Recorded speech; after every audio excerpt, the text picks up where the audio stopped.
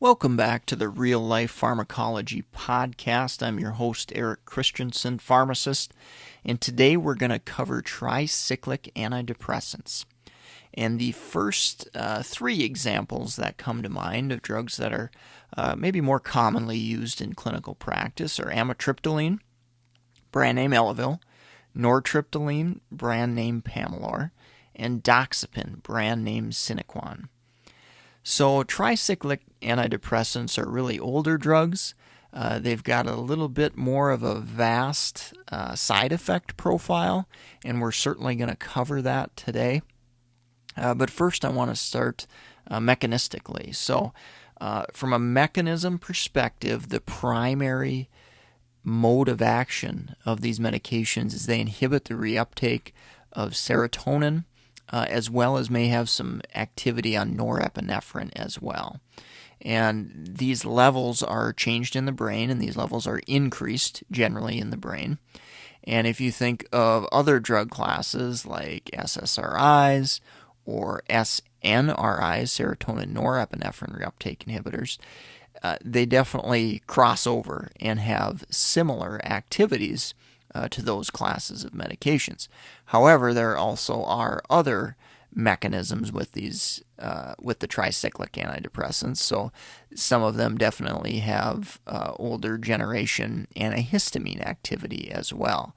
And we'll kind of cover some of the issues that may prop up because of that mechanism and the drugs being older anticholinergic type meds. So with that, let's get into the uses for the medications.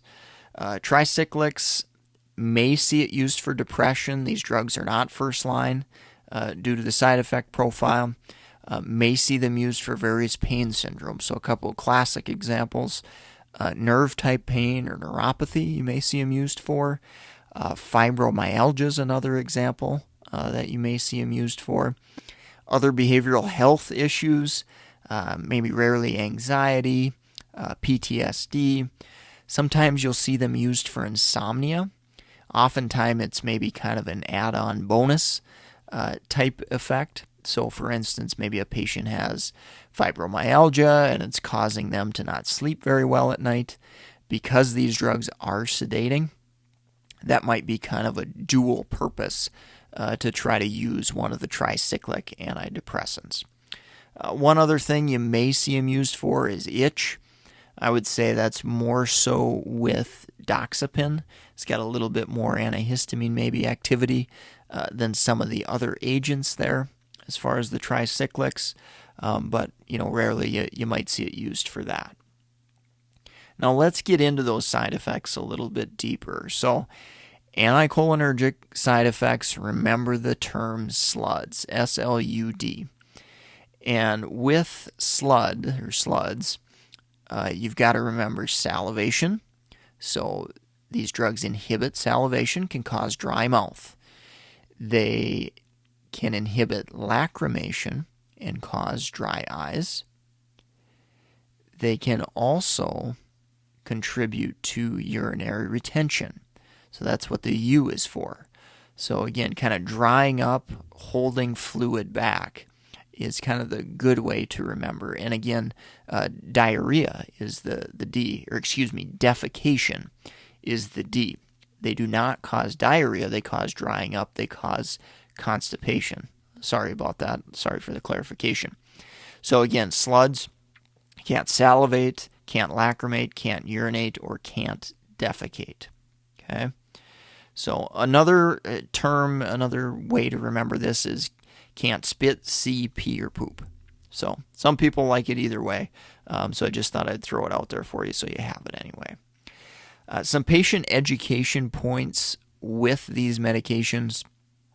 Generally, they're going to take a while to work. Now, the exception might be with the sedative property. So if you see somebody on these medications specifically for sleep, that should work pretty quickly. If you see the medication being used for pain, neuropathy, that type of thing, it might work a little more quickly than, let's say, for depression. But generally, you're probably going to want to educate your patients that it's going to take a little while for that medication to take hold and start providing benefit. But those side effects that I talked about, those are going to prop up immediately here.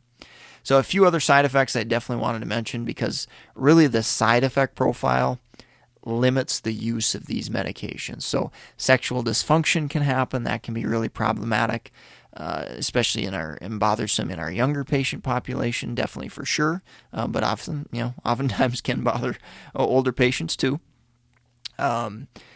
That sedating property from a patient education standpoint, you definitely got to alert them as far as driving and tasks that may take good focus and attention, especially as they're getting used to the medication.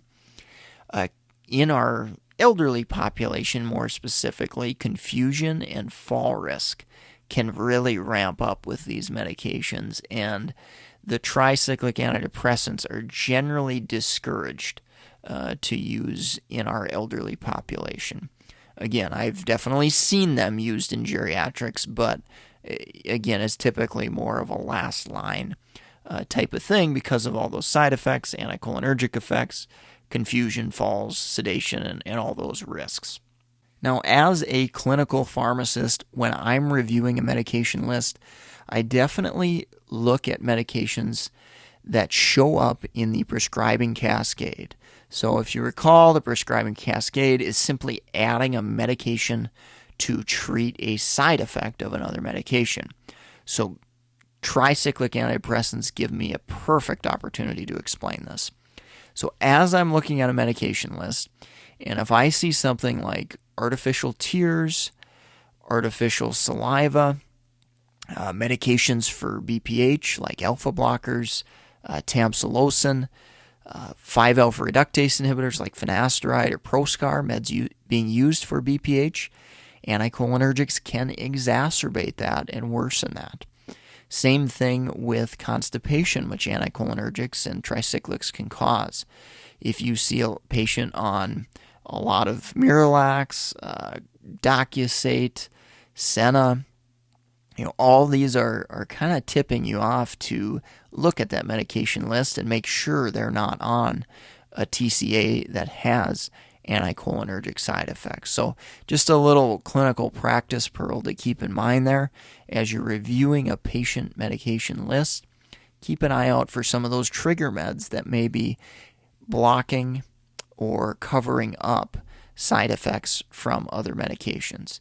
And I will tell you, in working with patients, sometimes it's a real big challenge to tease out what the patient is actually taking at home, because a lot of these medications are over the counter. So, artificial tears, artificial saliva, constipation medications, these meds are all available over the counter. And if you don't specifically ask, oftentimes patients don't really feel like over-the-counter medications matter. So definitely would encourage you to ask about those medications. It can definitely tip you off as far as anticholinergic side effects go from the tricyclic antidepressants. Let's take a quick break from our sponsor, and we'll cover drug interactions when we get back.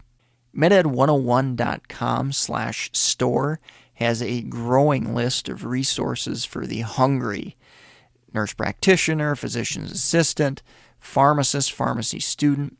As far as our pharmacy programs we've got recorded webinars, practice exams, and biostatistics review as well. So check it out for NAPLEX, BCGP, BCPS, BCACP certification, prep material, meded101.com/store. Let's finish up here on drug interactions with the tricyclic antidepressants. Drug interactions, when I think of this class of medications, I think of their effects as well as the effects of other medications that can be similar or can overlap. So first thing I think of is confusion. Again, I work mostly in geriatrics, but TCAs having that anticholinergic effects can block the effects of acetylcholinesterase inhibitors. So an classic example here is donepezil or Aricept, used to help with dementia and memory problems. Well, the tricyclic antidepressants can oppose the effects and block the effects of those dementia medications. So really important to remember that in a patient that may be presenting as confused or other things going on. We may be having counter-opposing effects there with one another.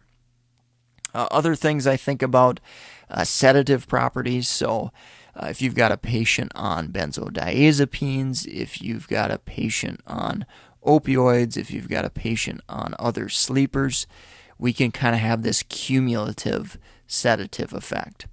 Constipation is another one where we can have kind of a cumulative effect. If we're on other antihistamines, if we are on some of the calcium channel blockers like diltiazem, verapamil, good examples where both those medications can cause constipation and maybe really cause some significantly troublesome issues with our patients.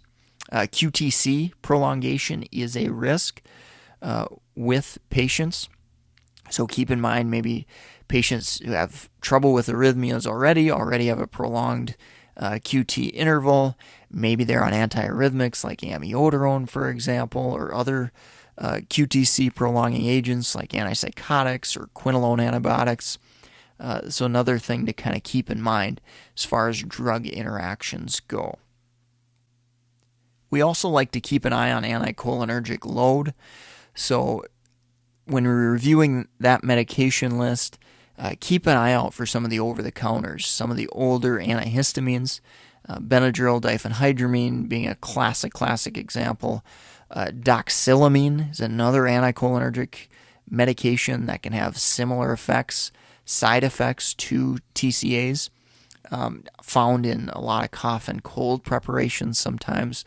So definitely ask our patients what they're taking. Make sure you're looking at those over-the-counters as well, because they can have a lot of similar kind of cumulative effects to those TCAs.